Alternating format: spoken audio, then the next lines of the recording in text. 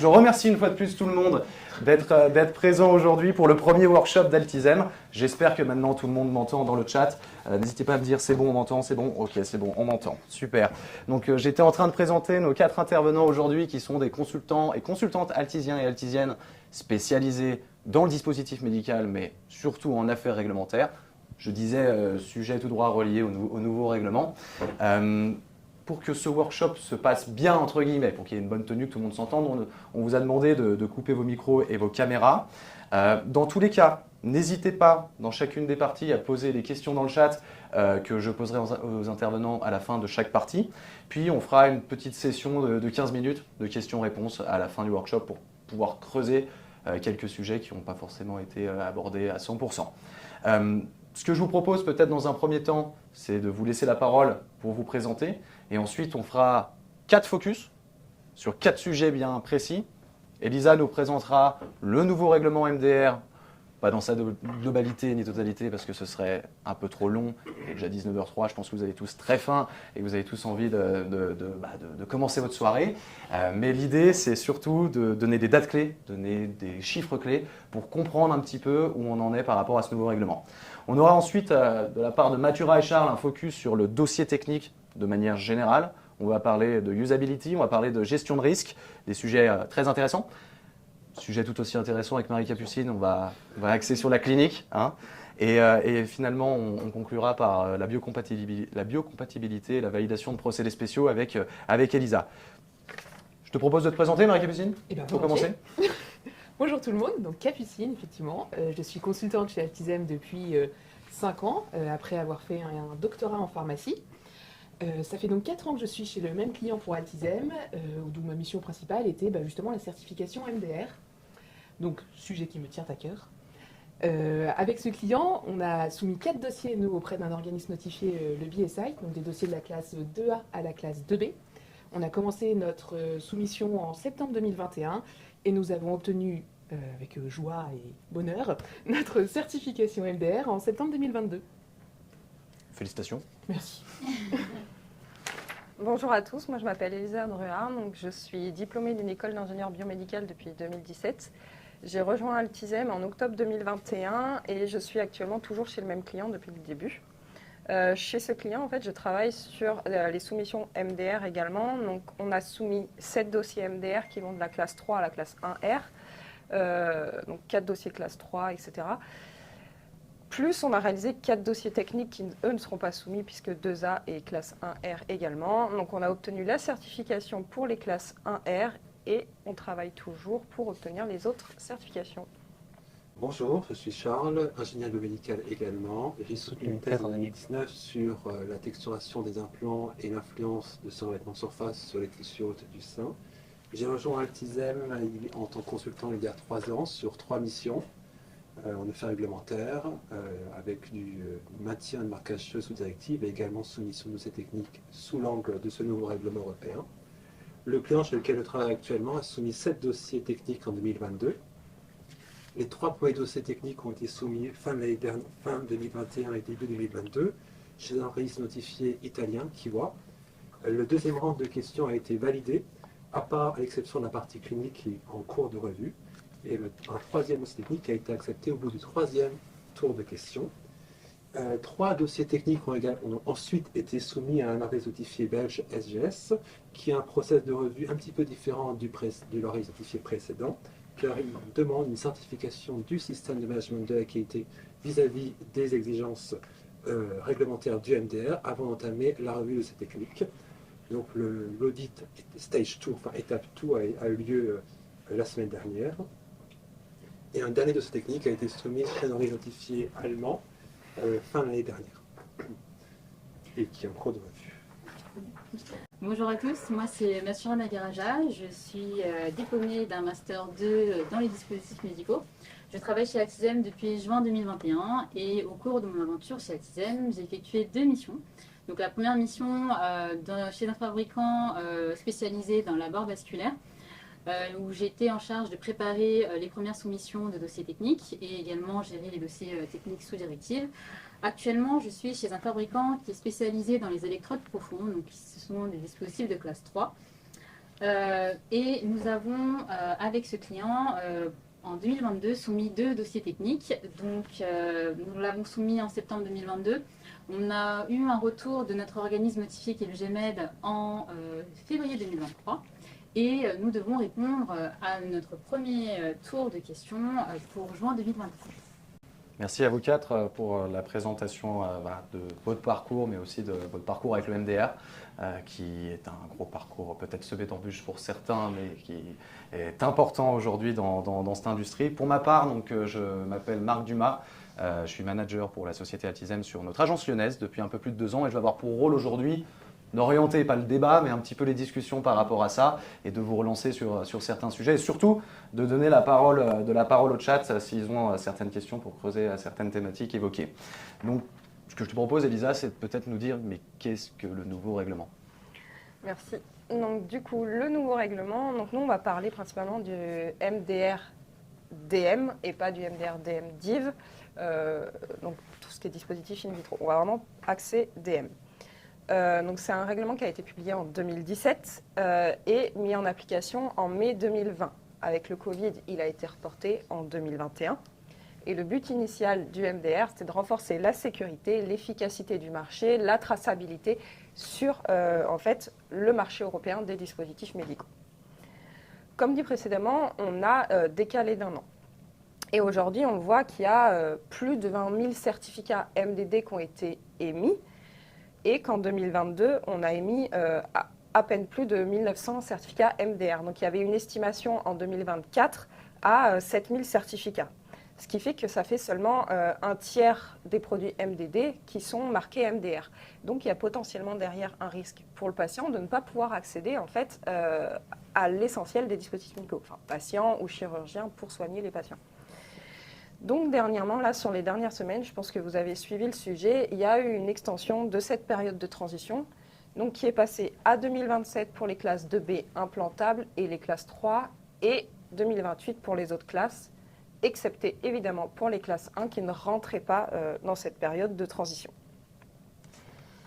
Maintenant, on va voir ensemble en fait quelles ont été les nouveautés du MDR. La grande première, vous allez me dire, c'est le nombre de pages entre les deux documents. Vous passez d'un document de 60 pages à un document qui fait plus de 220 pages. Forcément, ça implique des nouveautés, des mises à jour, etc. On va voir un petit peu en dessous quelles sont ces nouveautés ou ces exigences plus pointues.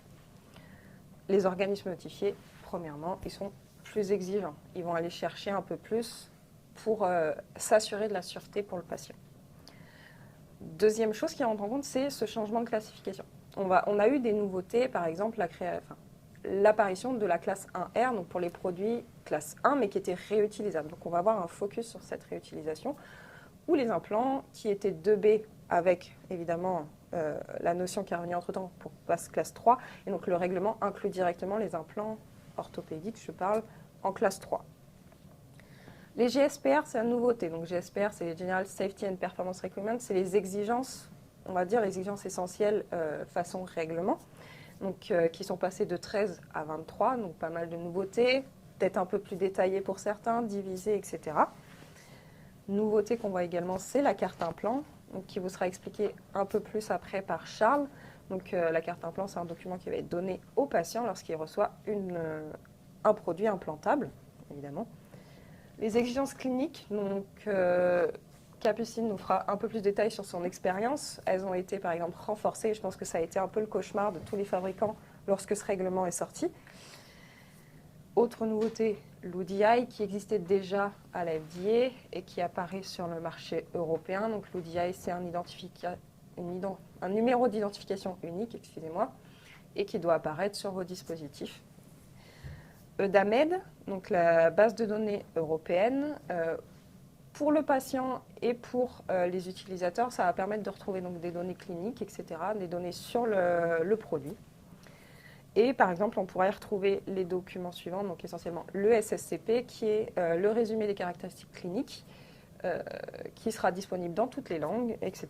Le PSUR, qui est le document post-commercialisation pour les classes 3. Et enfin, création d'un nouveau rôle, la personne chargée de veiller au respect de la réglementation, qui est obligatoire pour tous les fabricants, sauf petites exceptions. Et enfin, vous me direz comment se conformer au MDR. Je vais vous montrer quelques exemples qui sont tirés d'un document du BSI. Donc là, je vais me concentrer plus sur les expériences personnelles que j'ai eues avec mon client. Donc classe 1, 1R, 2A, 2B implantable et 3. Pour les classes 1, c'est assez simple. Il n'y a pas de revue par l'organisme notifié, c'est de l'autocertification. On rédige un dossier technique, on écrit notre déclaration de conformité et on a un marquage CE. Pour les classes 1R, il y a une petite classe 1R, 1S ou 1M, il y a une petite subtilité en plus.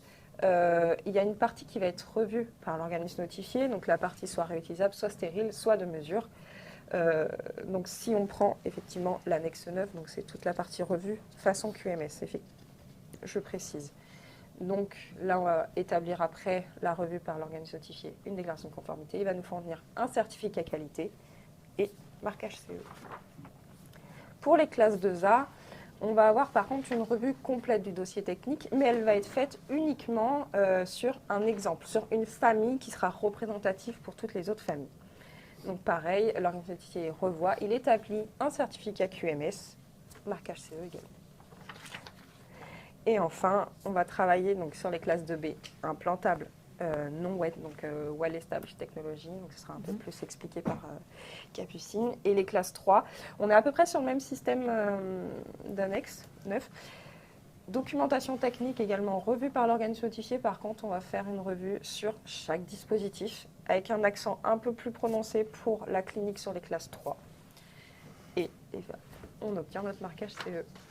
Merci Elisa pour voilà, ce petit focus sur le nouveau règlement dans sa globalité, avec un détail sur les différents processus en fonction des classes de mise en conformité au nouveau règlement.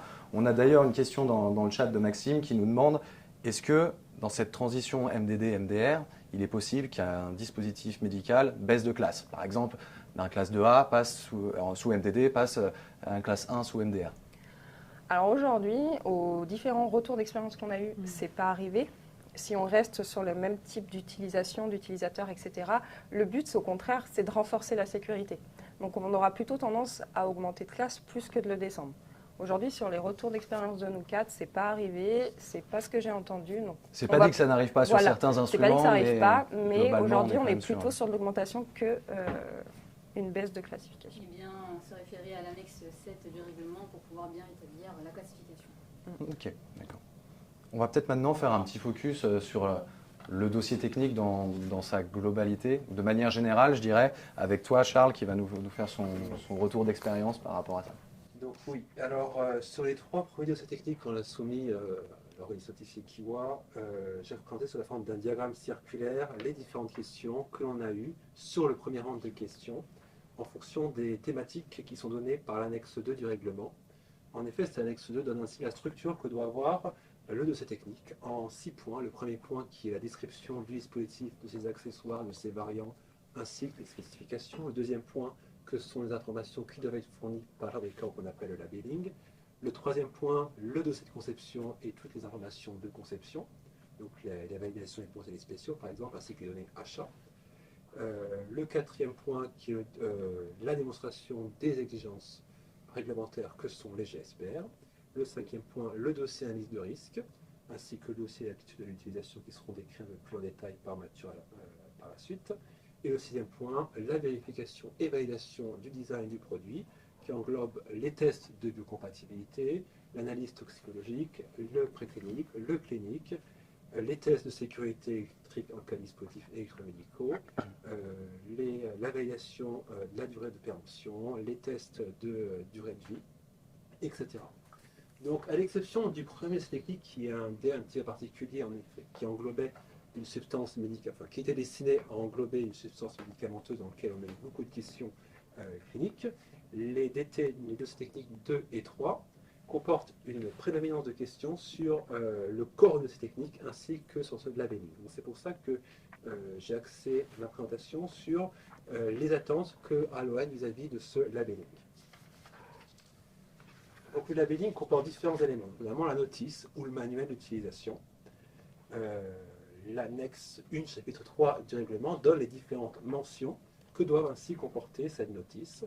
La notice doit être à terme traduite dans toutes les langues dans lesquelles le DM est destiné à être vendu. Il y a également une norme, la norme qui est une norme harmonisée, l'ISO 24117, qui reprend les mentions du règlement en les complétant un petit peu. On laisse le choix au fabricant de soumettre la notice par voie électronique. Dans ce cas, il faut se référer à un autre règlement, le règlement 2021-2226. La notice doit comporter à minima les indications, contre-indications, précautions d'usage, les bénéfices cliniques également. Un autre élément du labeling dont parlait Elisa, qui est le SSCP, qui reprend les éléments de la notice en rajoutant les risques qui doivent être ainsi quantifiés, les normes revendiquées, la présentation des DNA alternatifs, le résumé des données issues de l'évaluation clinique et des données post-market. Il faut se référer à un guide européen, le NSG 2019-9, pour avoir une structure un peu plus précise que doit avoir le SSCP. Le SSCP doit être, lorsque la base de damage sera opérationnelle, soumis dans le module approprié. En termes de labeling, il y a également les étiquettes, marquages à poser sur le dispositif, quand c'est possible, et également sur le packaging. L'étiquette doit comporter un certain nombre de symboles en fonction de l'utilisation du dispositif. Les normes ISO 24117 et 15223-1 donnent ainsi toute la liste de symboles standardisés qui doivent être ainsi approuvés sur l'étiquette. Et également, l'étiquette doit être traduite dans toutes les langues dans lesquelles le dispositif est destiné à être ainsi vendu. Autre élément du labeling, la carte implant, qui est une nouveauté. La carte implant ainsi, qui est destinée ainsi aux patients, va comporter des descriptions précises du dispositif qui est implanté chez le patient, tel que le numéro de lot, la référence, etc. Et également des informations de contact, telles que le nom du chirurgien ou un professionnel de santé, auquel ainsi le patient peut se référer en cas de problème. Deux guides européens sont également à la disposition du fabricant qui permettent de donner la structure et des conseils vis-à-vis de cette carte implant. D'autres informations peuvent également être fournies et faire partie du labeling, telles que les techniques opératoires ou des descriptions plus précises, plus techniques du dispositif en fonction du type de DM, logiciel et autres. Donc les questions que le client chez lequel je travaille a eu vis-à-vis de ce labeling ainsi était la première était que la notice ne renvoyait pas vers le SSCP. En effet, le maire demande que la notice doit avoir un lien direct vis-à-vis du SSCP. Le client chez lequel je travaille a fait le choix de mettre à disposition le SSCP sur le site internet. Donc nous avons rajouté dans les notices un lien qui pointe directement sur la page sur laquelle le SSCP peut être téléchargé.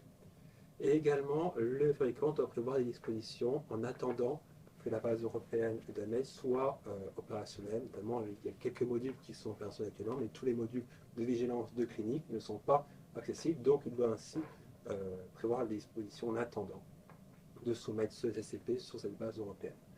Également, nous avons eu comme question des problèmes de cohérence entre les données, les mentions qui sont écrites sur les étiquettes et les données qui sont validées par le dossier d'évaluation clinique. Donc, bien faire le lien entre différentes parties de cette technique et également bien faire attention à ce que la liste des normes revendiquées utilisées pour la démonstration des GEXPER figure bien sur le SSCP.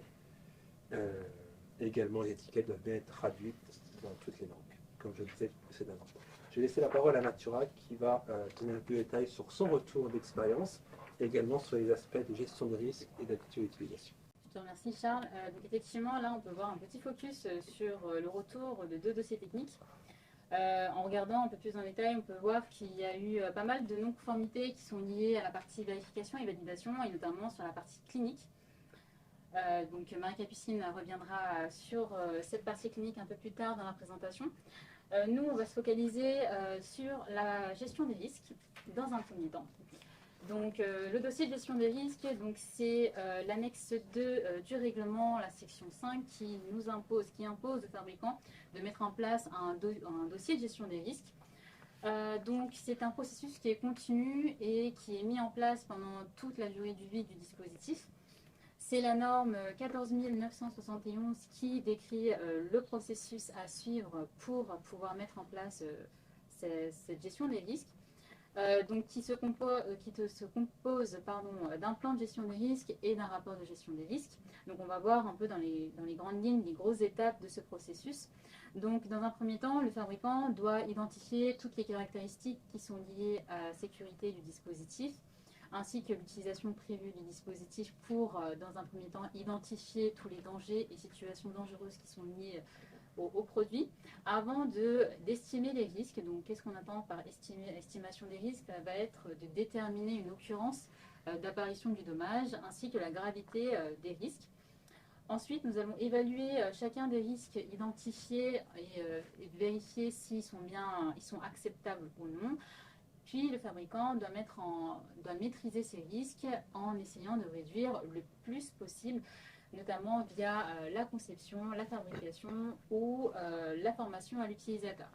La dernière étape consiste à évaluer le risque résiduel global du dispositif et ainsi valider si le produit peut être utilisé en toute sécurité.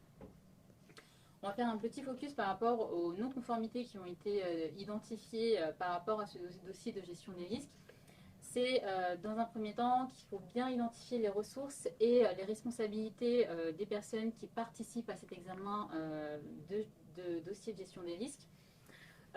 Également, il y avait eu des manques de cohérence entre ce dossier de gestion des risques ainsi que les autres éléments du dossier technique, à savoir que le dossier de gestion des risques, il est initié dès le début de la conception, il va évoluer dans les différentes étapes de conception et peut-être également amené à être modifié suite au retour post-market que nous pouvons avoir sur le dispositif médical. Donc, il faut que votre dossier de gestion des risques soit cohérent avec les autres éléments, par exemple le manuel d'utilisation. Donc, bien vérifier que tous les avertissements, précautions identifiés dans votre gestion des risques se retrouvent dans votre manuel d'utilisation. Autre type de non-conformité qu'il y a pu avoir, c'est un manque de lien avec le dossier de gestion des risques et le dossier de conception, notamment pour tous les risques qui ont été réduits par la conception. Il n'y avait pas eu de lien direct avec les spécifications du produit et donc le lien avec le dossier de conception. Et ça va me permettre de faire le lien avec le prochain item, c'est le lien entre ce dossier de gestion des risques et l'ingénierie de l'aptitude à l'utilisation. Donc qu'est-ce que c'est ? Donc c'est pour pouvoir répondre à certaines exigences du règlement, il faut que le fabricant réduise autant que possible toutes les erreurs qui sont liées à l'utilisation du dispositif. Donc pour ce faire, on suit la norme 62366-1 qui décrit le processus d'aptitude à l'utilisation. Donc ça consiste à identifier toutes les erreurs d'utilisation liées à l'utilisation du dispositif dans les conditions normales d'utilisation. Entre autres, ça consiste à évaluer l'interface utilisateur. Donc, qu'est-ce que c'est que l'interface utilisateur? C'est ce qui permet de faire le lien entre le dispositif et l'utilisateur. Donc, en général, pour tous les dispositifs qui ont un écran, par exemple un système d'enregistrement, ça va être l'écran, les boutons qui permettent d'interagir avec le dispositif. Il y a également les documents d'accompagnement, notamment le manuel ou les éléments que vous allez utiliser pour former l'utilisateur qui font partie de cette interface utilisateur. Donc l'objectif, c'est de vérifier que cette interface utilisateur est bien peut être utilisé en toute sécurité et qui est bien intuitif pour l'utilisateur.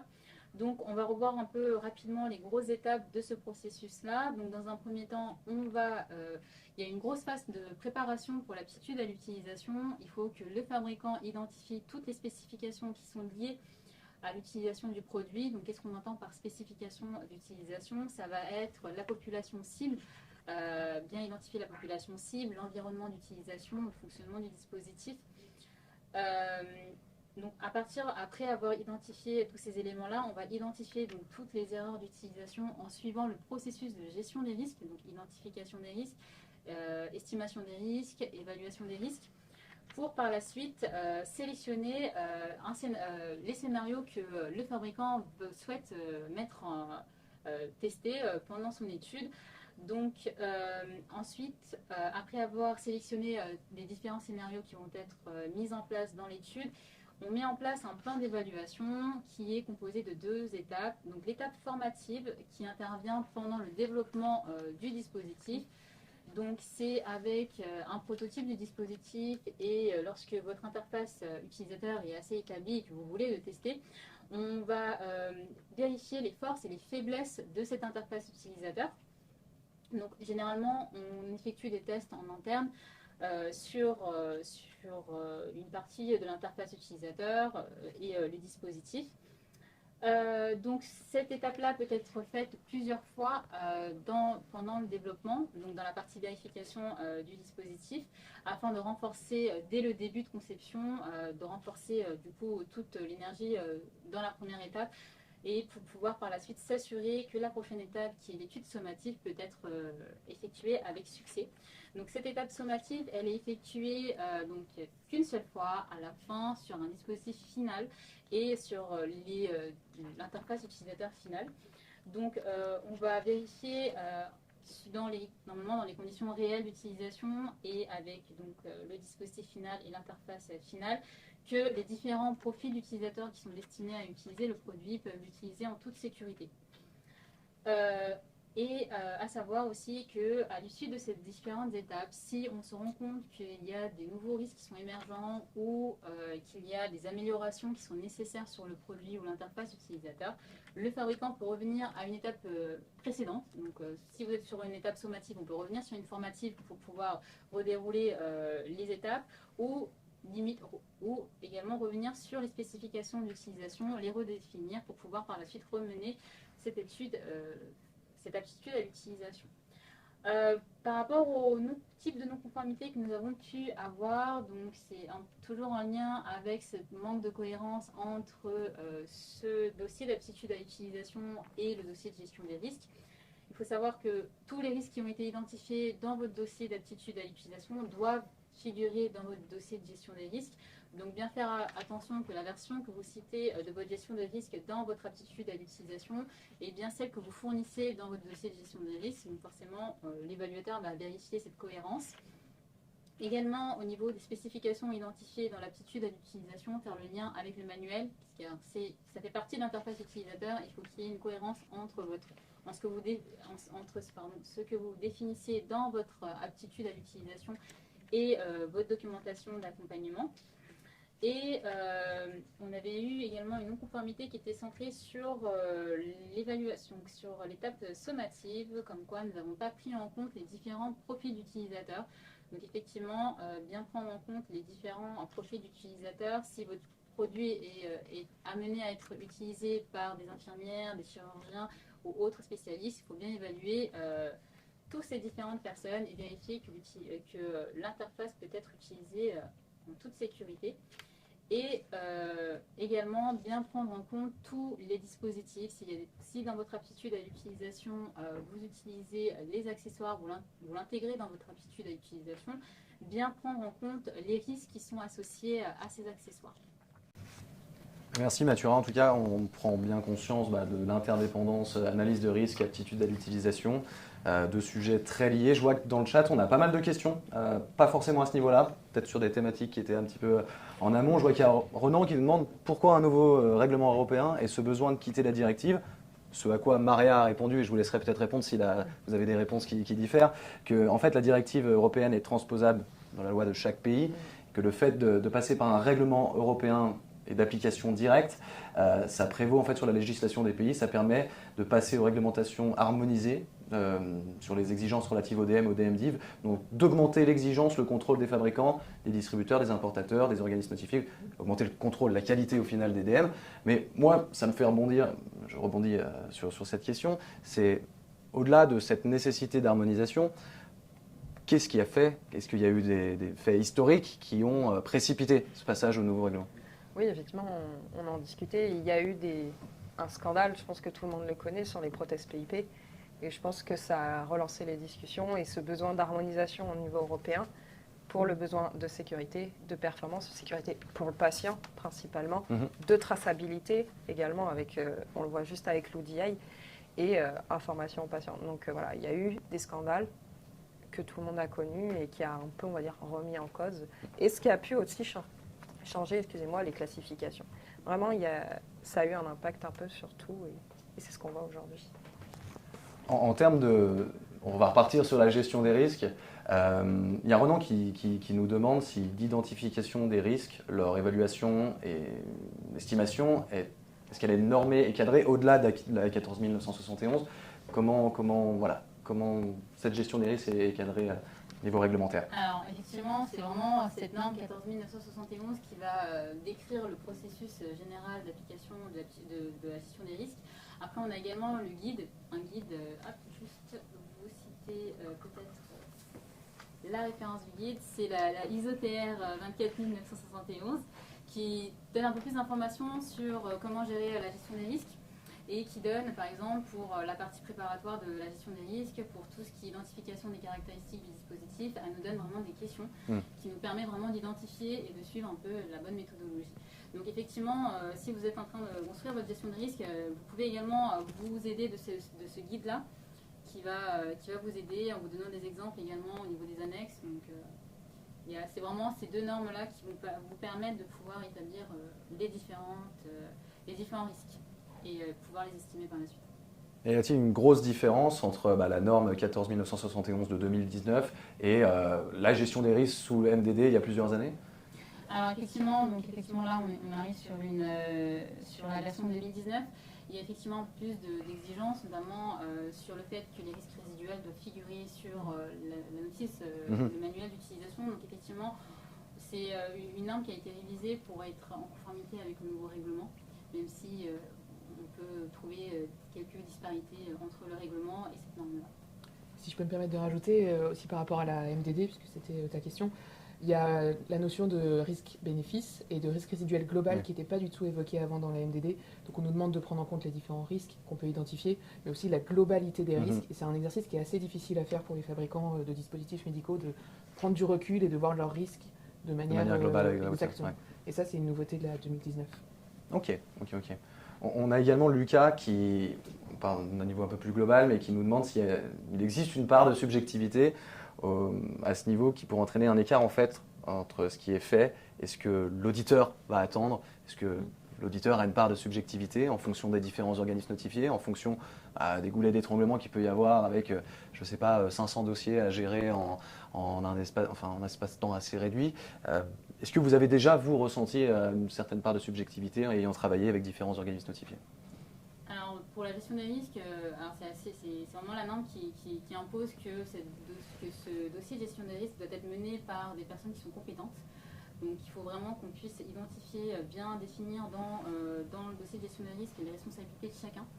Donc, en fonction de la particularité de votre dispositif, vous devrez être amené à prendre en compte les différentes spécialités qui sont amenées à pouvoir estimer les risques, les identifier et pouvoir les coter. Donc normalement cette part de subjectivité on n'est pas censé la retrouver. Après, ce qui est également important, c'est que comme je vous l'ai dit, le dossier de gestion des risques c'est un document qui va évoluer. Donc si on établit au début de la conception certains risques, on les cote à un certain niveau. Avec l'activité après commercialisation, on peut être amené à modifier et à améliorer un peu cette cotation et revoir en fait tous les risques qui ont été estimés. Ok. Et après, de manière plus globale, je pense, sur les auditeurs et organismes notifiés différents, pour mon expérience, oui, ça peut varier d'un auditeur à l'autre. Alors, je suis toujours sur le même organisme notifié, mais nos dossiers ont été soumis à différentes personnes. Et il y avait une grosse différence de traitement. Ouais. On sent que chacun a son petit truc préféré. D'accord, okay. On va mieux connaître l'auditeur. Okay. On a Vanessa qui nous dit il y a plusieurs documents à croiser pour l'analyse de risque. Comment faciliter leur étude, surtout quand on a des gros volumes de données? Alors, bonne question. Il faut être plusieurs à travailler dessus en fait. Il faut qu'il y ait des gens de tout horizon qui travaillent dessus, que ce soit les ingénieurs qui développement, que ce soit le réglementaire, la qualité, en fait que tout le monde se mette dans une pièce et on réfléchit ensemble. C'est ça, en fait c'est vraiment une équipe projet en fait, et généralement ce que fait le fabricant lorsqu'il va mettre à jour un dossier technique, c'est qu'il reprend un peu la conception du produit et qu'il établit en fait, il faut qu'au niveau de la planification du projet, de la conception, on puisse avoir ces différents jalons et qu'à chaque fois on puisse voir les données d'entrée et les données de sortie de chacun et pouvoir à chaque fois avec les différentes personnes établir du coup si c'est bon, si on passe à l'étape suivante ou si on revient sur une étape précédente. Donc c'est vraiment un travail d'équipe. Un travail d'équipe, oui. Effectivement. Qui peut être effectivement chapeauté par le réglementaire qui a une vision un peu d'ensemble, qui travaille avec tous les services et du coup bien rappeler à tous les services d'apporter leur pierre à l'édifice et que tous les documents soient... N'oubliez aucun risque. Exactement. Pour rester dans la thématique de la gestion des risques, il y a Pietro qui nous demande ce qu'il en est sur la supply. Est-ce que les risques sont cadrés dans le nouveau règlement? Est-ce qu'il y a un impact sur la supply, les risques sur... Alors, tout ce qui est distributeur, importateur, si on parle de ça, effectivement, doivent être au courant des dispositifs. Ils doivent avoir un regard dessus. C'est un rôle différent de celui du fabricant. Au demeurant, ils ont quand même un rôle aussi dans le règlement, mais qui va être moindre que celui du fabricant. Je ne sais pas si vous avez un peu travaillé sur tout ce qui est importateur, distributeur. Importateur, on en a pas. Après, distributeur, bah, bien penser au contrat, toutes ces choses-là, vérifier que les données qui sont chez le distributeur soient les mêmes que chez vous. Et ils reste ont important. une obligation de vérifier l'étiquetage Mhm. du produit. L'importateur doit d'ailleurs donner ces informations sur le produit ou un document l'accompagnant ou sur le packaging. Donc pour être aussi contacté si jamais il y a un souci. Il Ok. faut savoir aussi que du coup, pour tous les distributeurs, tout doit être bien enregistré dans Eudamel pour qu'on puisse, en cas de matériaux-vigilance, que les informations reviennent en temps et en heure chez le fabricant. Ok. Merci pour ce focus sur la gestion des risques. On va peut-être passer à la thématique suivante, et pas des moindres, avec toi, Marie-Capucine. Tu vas nous parler un petit peu de clinique. Oui, alors je vais vous parler un petit peu de clinique. C'est-à-dire que je ne vais pas vous faire un cours dessus parce qu'effectivement, la clinique, c'est un vaste sujet. On pourrait y passer plusieurs heures. Je vais vraiment vous faire juste un retour d'expérience qui peut-être pourra aider certains qui ont été confrontés au même problème que mon client et moi-même. Donc pour vous situer, moi je travaille sur des dispositifs, donc comme je disais, 2A, 2B, qui sont ce qu'on appelle des Well-Established Technology. Donc des produits qui ont un historique important, qui sont extrêmement régulés par des normes techniques plutôt. Donc c'est très intéressant parce que du coup on a tout un aspect technique hyper régulé, hyper contrôlé. En revanche on avait très peu de données cliniques déjà existantes. Donc quand on a reçu le MDR, on a eu un petit vent de panique et quelques sueurs froides en se disant bah, s'il faut qu'on se lance dans des investigations cliniques comme c'est demandé, on va pas y arriver. On va pas y arriver, ça va nous coûter trop cher, on a trop de dossiers, on a trop de personnes dedans, ça va être trop cher. C'est pas possible. Qu'on a essayé de bidouiller un petit dossier clinique en faisant une vague recherche bibliographique, en disant on va présenter ça à notre organisme notifié, le BSI, et voir ce qu'ils nous en disent. Bon ben le retour a été assez marquant, puisque le BSI nous a dit ça va pas du tout. Donc on les a appelés tout de suite. Alors premier conseil que je peux vous donner, n'hésitez pas à appeler vos organismes notifiés. C'est pas la police, l'organisme notifié. Ils sont là pour que les dispositifs soient mis sur le marché, donc ils sont là pour vous aider. Est-ce qu'ils sont joignables au final, de par le Oui. volume de dossiers à traiter, ne serait-ce qu'en France? En fait, à partir du moment où on est enregistré, on a signé un devis avec eux, on a un interlocuteur spécifique, privilégié au sein de l'organisme notifié généralement, et qui est censé être joignable pour nous. D'accord. Donc nous, effectivement, on a pu prévoir un call avec eux très facilement pour discuter de notre évaluation clinique et leur présenter du coup nos soucis en leur disant que faire de l'investigation sur des produits comme ça qui ont 150 ans d'historique, franchement, c'était pas utile. Et on a réussi à se mettre d'accord en utilisant l'article 6110 du MDR qui dit qu'en fait, pour des produits qui ont un bénéfice clinique nul pour le patient, qui en fait réellement on n'a pas de bénéfice clinique pour le patient, nous, et qui ont des données techniques précises et encadrées, on n'a pas besoin de faire d'investigation clinique, on n'a pas besoin de données cliniques, on va pouvoir se contenter de nos données précliniques. Et ça c'est super avantageux pour nous parce que ça on en a des données précliniques. Alors ça veut dire qu'il faut le justifier dans votre dossier d'évaluation clinique, ça ne vous interdit pas, enfin vous avez quand même l'obligation de faire une recherche bibliographique, c'est obligatoire, mais vous enlevez tout l'aspect propre à votre dispositif d'investigation clinique. Et ça, pour nous, ça a été un vrai soulagement. J'imagine. Oui. Donc l'évaluation, dans tous les cas, qu'on utilise l'article 61 en amont ou l'article 6110, ça permet de justifier les GSPR. Donc les GSPR, comme on en parlait, ce sont les requirements imposés par le MDR. Donc ça veut dire que vous devez, par votre évaluation clinique, prouver que vous répondez au GSPR. Si vous utilisez l'article 6110, vous allez vous contenter des précliniques, du coup. Ça permet aussi de justifier l'intended purpose, les intended users, les indications et les contre-indications. Donc ça veut dire que ce que vous avez défini quand vous avez développé votre dispositif, en disant c'est un produit qui va être à destination d'un dentiste ou d'une infirmière pour telle pathologie ou telle autre, il va falloir le prouver par votre évaluation clinique. Donc sachez quelles données chercher et quelles informations importantes relever. De même, toutes les informations sécurité et risque, vous allez devoir les justifier par votre évaluation clinique, qu'il va falloir retrouver ces informations-là, pensez-y. Et pareil, évidemment, le grand sujet du MDR, l'acceptabilité du ratio bénéfice-risque doit être justifié par vos évaluations cliniques. Évidemment, toutes ces informations que vous allez retrouver, comme Charles en parlait, dans les matériaux fournis à l'utilisateur, vous allez devoir les retrouver et justifier dans l'évaluation clinique. Donc si vous dites que l'intended use, c'est telle chose dans votre IFU, la justification et la même phrase mot pour mot doit se retrouver dans votre évaluation clinique. Et si je dois vous donner des petits conseils par rapport à mon retour d'expérience sur mon éval clinique, des choses très simples. N'oubliez pas les CV et les déclarations d'intérêt de toutes les personnes qui ont participé à l'évaluation clinique, rédacteurs et signateurs. C'est un peu barbant de louper un round de questions juste parce qu'on a oublié de mettre son CV en anglais. Pour dans rappel, notre c'est dossier. combien de temps un round, c'est combien de temps de perdu pour juste un dossier Alors, qui n'a pas été mis? Ça dépend de la qualité de ton dossier. Oui. Ça dépend aussi de l'auditeur et l'organisme notifié, mais ça peut aller de quelques semaines à plusieurs mois. Donc c'est vraiment rageant quand on est pressé, alors c'était notre cas, de rater un round pour ça. Bien faire le lien avec l'analyse de risque dont parlait Mathura, très important. Bien faire le lien avec toutes les données PMS et votre recherche de données PMS. Tout ça doit être extrêmement logique et coordonné. Alors un truc hyper simple aussi, mais faire un dossier qui est propre et facile à lire. Enfin, les auditeurs, vraiment, on en a parlé avec le BSI par la suite. C'est frustrant pour eux quand déjà ils n'arrivent pas à lire leur dossier, quand il n'y a pas de numéro de page, quand c'est une tabulation compliquée. Faites un truc hyper simple, hyper lisible, ça vous fera gagner du temps aussi et des questions. Et puis après, on a la chance d'avoir des guides pour nous aider, que ce soit le MEDDEV ou les MDCG. Ce sont des super outils, il faut les prendre, il faut travailler avec, et vous aurez toutes les données pour faire le plus beau dossier d'évaluation clinique jamais vu. On a d'ailleurs une question de Maria, pour toi, Capucine, qui nous demande, lorsque le DM est ancien, à faible risque et utilisé depuis longtemps, comment réussir à justifier qu'une investigation clinique n'est pas nécessaire alors qu'on dispose de peu, voire pas de données cliniques? C'est ce que je disais, l'article 71 est votre seul et meilleur ami. Oui. Donc il faut voir si vous rentrez vraiment dans les critères, parce qu'il y a une notion de bénéfice patient aussi. Vraiment essayer de rentrer dans cet article 71. Si ça ne fonctionne pas pour vous, va falloir aussi regarder une équivalence. S'il y a un autre dispositif qui est sur le marché qui a des données cliniques déjà, c'est la meilleure solution.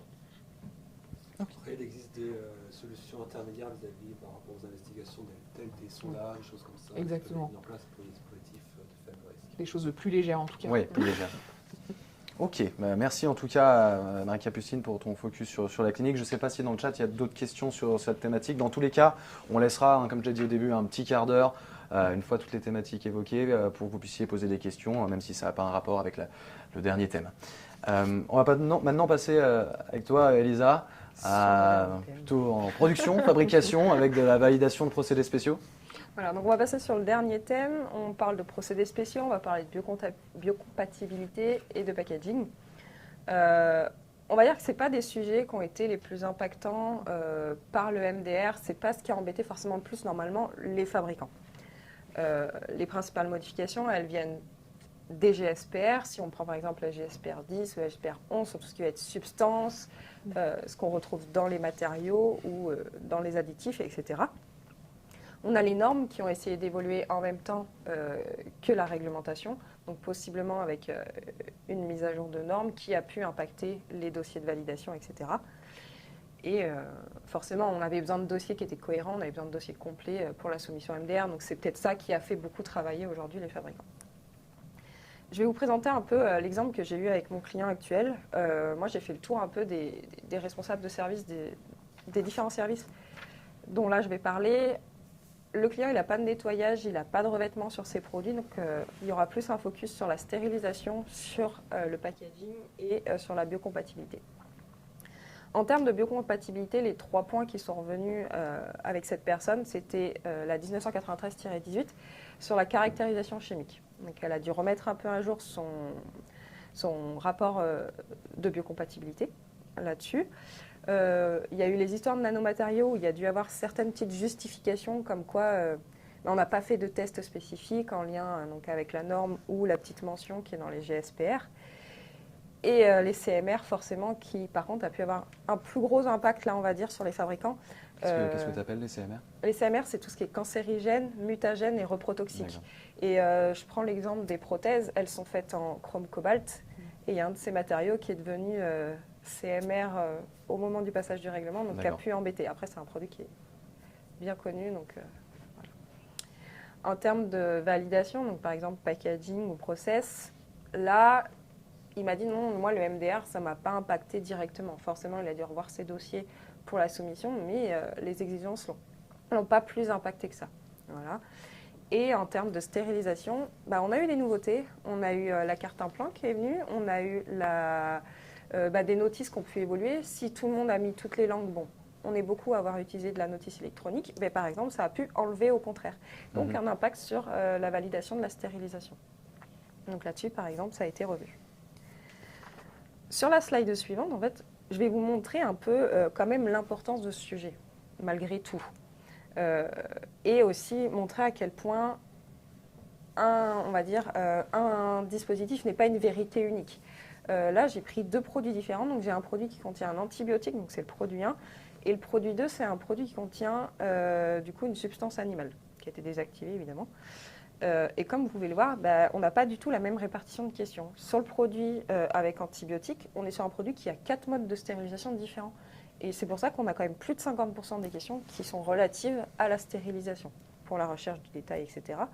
Contrairement au produit 2, donc, qui contient une substance animale, où là, la plupart des questions, elles sont liées plus à la biocompatibilité et les questions autour aussi de l'animal. Il y avait encore un module spécifique dessus.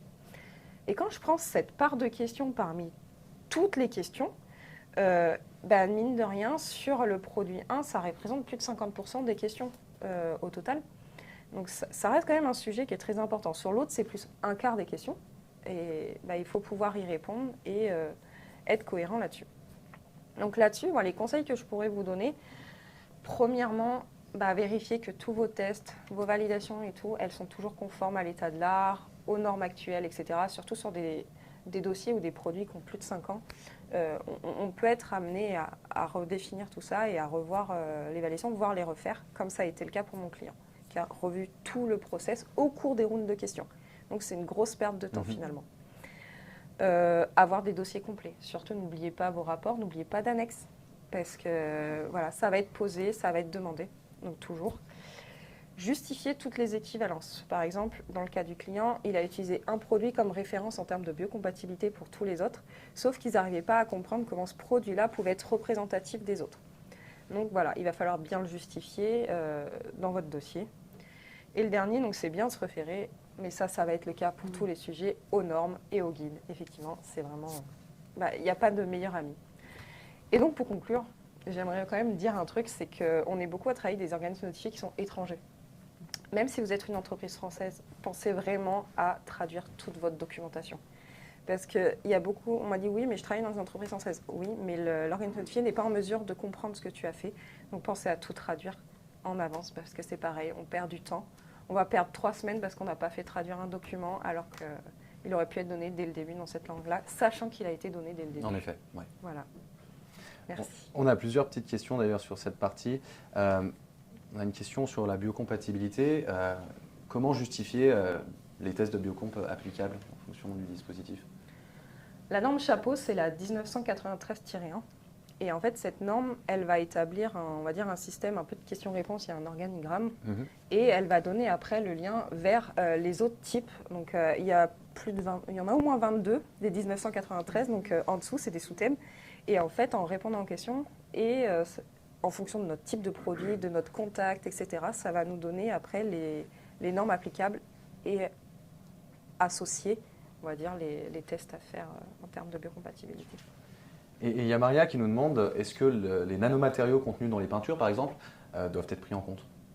C'est des peintures qui sont pour les DM, du coup, qui sont sur le dispositif. Maria, médical. si tu peux préciser un petit peu ta question, j'imagine qu'on est sur, Parce que sur la des peinture peintures en qui sont soi, sur, c'est sur, pas sur un des DM, dispositif oui. médical. Mais Est-ce que c'est destiné à être implanté? il y a beaucoup de choses en fait à voir. Mhm. Après, en termes de nanomatériaux, je ne suis pas spécialiste. Il y a la norme 1980-22, si je me souviens bien, qui va parler des nanomatériaux. Et c'est vraiment en lisant le guide qu'on saura si c'est applicable, en tout cas, aux produits. Après, il existe aussi des nanomatériaux qui sont encapsulés dans des matrices en polymère et dans lesquels il n'y aura aucun, comme le dioxyde de titane. J'étais chez mon client et un fournisseur qui utilisait du dioxyde de titane qui est un colorant blanc pour sa surface. Et c'est quelque chose qui est encapsulé dans la matrice de polymère et qu'il n'y a aucun risque que ça se diffuse encore. On a d'ailleurs une précision de Maria sur les nanomatériaux. Elle parle des pigments qui sont contenus dans les peintures des revêtements ou les pigments mélangés dans le matériau. J'avoue que là... Et c'est Moi, je sais un pas. matériel du coup, qui est en contact Contact direct avec avec le le patient? On va dire que oui. On va partir du principe que Un oui. revêtement, Oui, ouais, c'est pas la d'accord. peinture du mur. Ouais. Et moi j'ai pas la réponse, mais Ouais. il y a une norme apparemment qui parle de nanomatériaux. On voit J'ai qu'au pas la- final, Ouais. c'est extrêmement Ah oui. produit, dispositif dépendant ouais, et totalement. qu'il y a une énorme recherche à faire réglementaire autour Et, que- et applicable en fonction des différents dispositifs. et s'il y a vraiment des questions, l'organisme notifié est là aussi pour aider et répondre. En effet. Bah écoutez, merci en tout cas à vous quatre pour d'avoir creusé un petit peu ces quatre thèmes, pour votre retour d'expérience par rapport au nouveau règlement. Vaste sujet, je le dis parce qu'on ne peut pas être exhaustif. Ce n'est pas la vocation de ce workshop. La vocation de ce workshop, c'est vraiment d'avoir un retour d'expérience. Maintenant, voilà, c'est très produit dépendant, client dépendant et puis situation du dispositif dans le temps, même reviewer dépendant. Donc l'idée était de donner quelques outils, quelques retours d'expérience pour pouvoir déjà permettre à ceux qui ne connaissent pas forcément l'univers du dispositif médical de se plonger un petit peu plus dedans. Ceux qui sont experts sur le chat ou je dirais plutôt spécialisés en affaires réglementaires, de découvrir certaines choses que vous n'avez pas pu voir sur vos projets. Dans tous les cas, je vous remercie tous d'avoir été présents. Maintenant, je vous laisse un petit temps de questions dans le chat si vous en avez sur d'autres thématiques, sur les thématiques abordées ou quoi que ce soit. Ou si vous n'en avez pas, on en a une. Et là, qui nous demande, avez-vous eu une différence de délai avec vos différents organismes notifiés? C'est un peu ce qu'on se disait. Oui, totalement. Clairement, En fait, à l'annonce du MDR, les organismes notifiés ont estimé un temps de revue d'un dossier technique entre 6 mois et 8 mois. Mhm. Aujourd'hui, l'expérience terrain, c'est que c'est minimum 1 an, Ouais. voire plutôt du 1 an et demi, 2 ans. Je sais que nous, le BSI y allait très vite, mais parce qu'on a été face à une urgence, parce qu'on a oublié de faire notre renouvellement de certification MDD. Donc, si on n'avait pas le MDR, on ne pouvait plus vendre en Europe. Donc, on a pu être très rapide. Mais généralement, c'est plutôt 1 an et demi, 2 ans. Enfin, je pense que... D'où la nécessité de s'y prendre en amont et de ne pas louper de c'est rang. ça. Exactement. Je sais que la soumission chez mon client, elle a commencé en décembre 2021 Mhm. et on ne pense pas l'avoir avant au moins l'année prochaine. D'accord. Donc on sera plus sur presque 3 ans. Après, je fais des dispositifs particuliers. Mais, J'imagine que la complexité du dispositif, si on a de l'origine animale, etc. dedans, va complexifier l'audit du dossier par sur le l'organisme dosage, je notifié. pense que ça sera fait en moins d'1 an, par exemple. Ok. Parce que la revue de ces techniques, il y a aussi un audit qui a sa rajouté. Il y a aussi des fois pour les dispositifs à très fort risque, ça passe ce qu'on appelle le scrutiny process. C'est le CECP qui passe par des experts de la Commission européenne. Donc ça peut rallonger pour les DM à très fort risque. Ok, merci à vous en tout cas. Je vois qu'on n'a pas forcément plus de questions.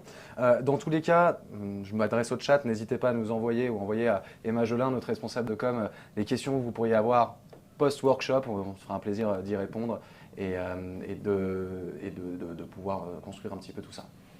Je vous souhaite en tout cas une très bonne soirée et je vous dis à bientôt pour un prochain workshop, deuxième workshop Altisem, qui sera certainement sur un tout autre sujet.